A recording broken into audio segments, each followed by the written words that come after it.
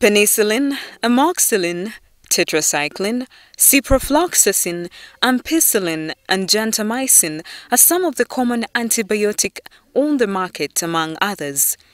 When one is plagued by cough or flu, they simply rush to the closest pharmacy or drug shop and buy some of these drugs and self-medicate. Health experts, however, warn of a looming post-antibiotic era where the immune system is rendered unresponsive to any antibiotics, making it impossible to treat even the most common diseases like typhoid, influenza and pneumonia. You look at the levels of resistance to the cheap antibiotics, it's very high. If you look at the second-line drugs, it's also developing and it's getting high.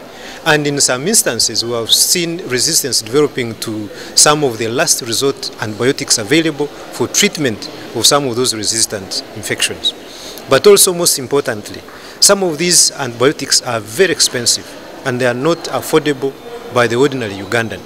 What it means is if you can't afford the antibiotic that has been prescribed for you, you die. Dennis Byarugaba, an associate professor of microbiology at Makerere University, warns against self-medication, urging people to take time and seek professional opinion. Vaccinations are very good because they help the body to be the one to fight the infections instead of using antibiotics. Once you have the body fighting the infection for you, then you don't need to use antibiotics. Majority of the Ugandans are taking drugs for granted. It's against this that experts are calling upon government to invest in research and data collection to curb the impending antibiotic resistance. But this, to Professor Byarugaba, depends on how fast government implements the shelved 1993 National Drug Policy and Authority Act to regulate usage. In the instance that we are not actually implementing the laws we have, why should we go to make other laws when we have failed to implement those ones that we already have? No matter what, new drugs need to be developed.